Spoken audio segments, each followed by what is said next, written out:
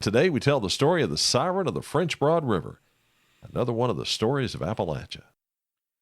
Well, now, Steve, we've got to be talking about the same thing here. At least my brain waves are kind of getting this right now. Are we talking, when you say the Siren of the French Broad River, are we talking like the sirens out of the Odyssey, or, for better yet, for the Appalachian audience that's out there, "Oh, brother, where art thou"? Yes, Mr. English Professor, we are indeed talking about the Odyssey. No, I'm not up there on the professor scale yet. I'm just a low fish on the totem pole here, okay? Just a teacher, all right? Okay, cool. Yeah, that is what we're talking about. The sirens of the Odyssey comes into this. Okay. I don't know if you knew this or not, but there's an old story told in Germany. Not forget all about the Odyssey, but it's told in Germany about the Lady of the Rock, a woman known as Lorelei. Now, in this story, the woman who was betrayed by her sweetheart was accused of bewitching men and causing their deaths. And the local bishop sentenced her to serve in a nunnery. But on her way there, she came upon a rock that jutted out over the Rhine River. She got permission to climb the rock to look at the Rhine one last time.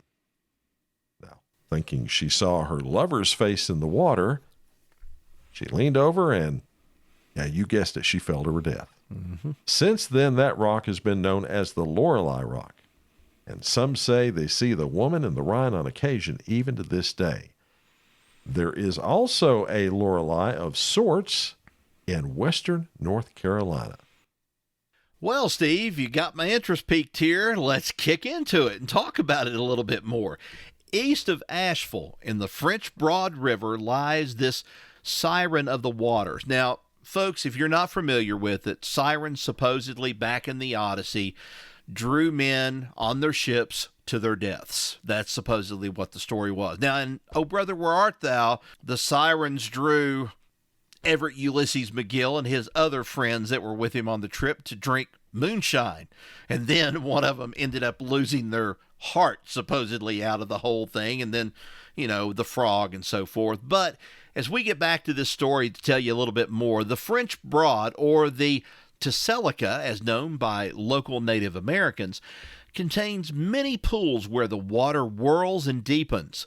These pools made a splendid place for travelers to stop in the heat of the afternoon to bathe and to take a drink.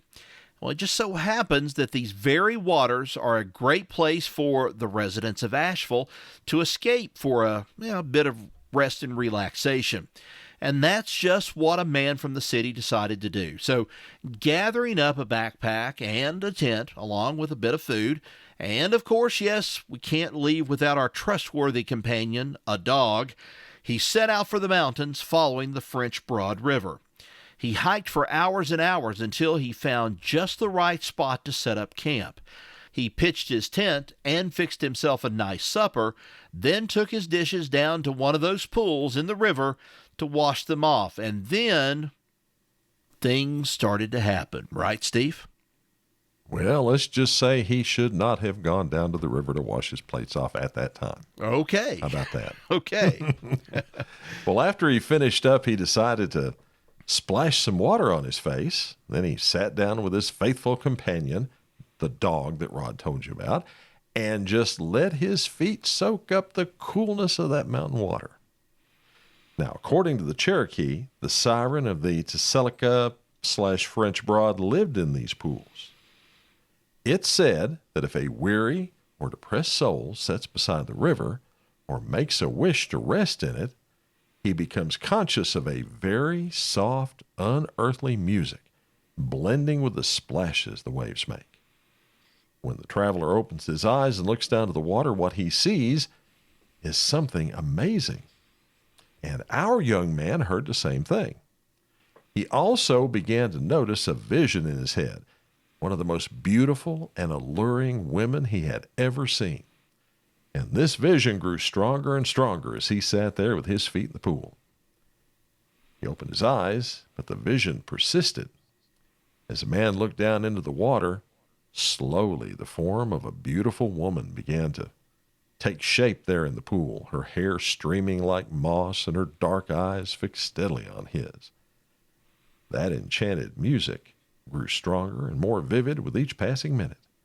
gripping the man tighter and tighter with its power.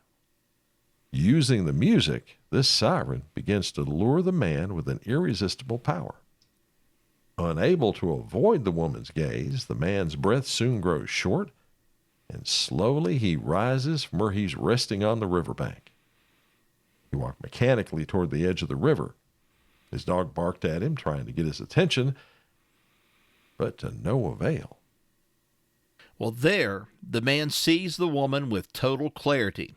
And I see why Steve left me with this next paragraph. She's completely naked and more perfect than he could ever imagine. Absolutely the most beautiful woman in the world. And she's floating there, just a few feet below him, in those cool, clear, sweet mountain waters. And she continues to sing to him her song of love and desire. It soon becomes too much for him to resist. He moves forward and steps into the water, reaching his arms toward this vision of loveliness just barely out of his reach as she beckons him forward. Unable to resist the siren's call any longer, the man plunges into the pool.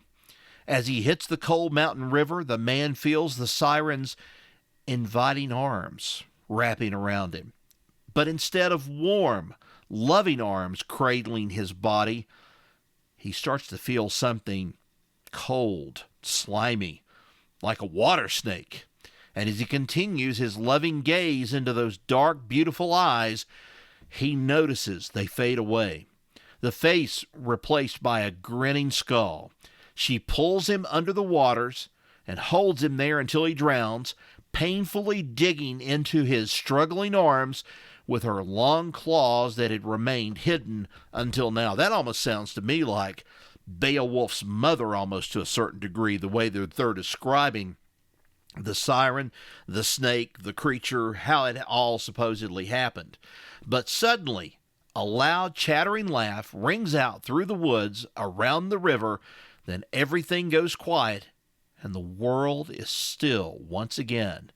The man's dog is now alone in the mountains.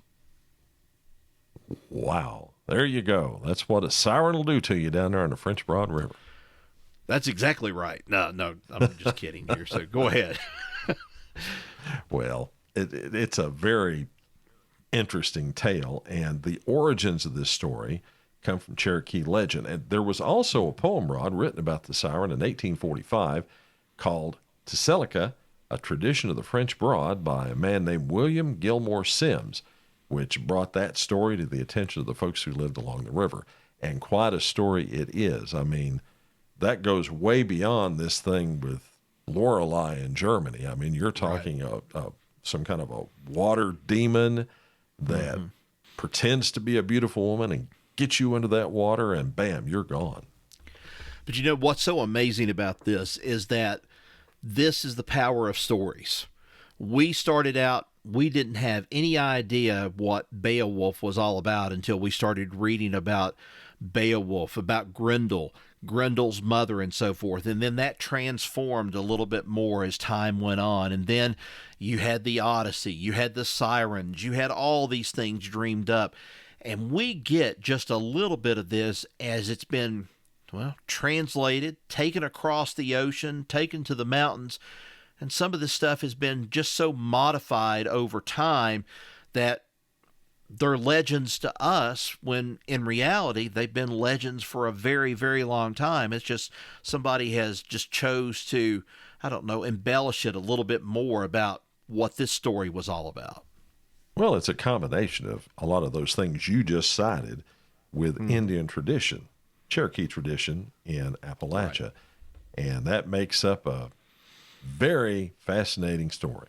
The story of the siren of the French Broad River, another tale that makes up the folklore of this place we call home, Appalachia. Thanks for listening.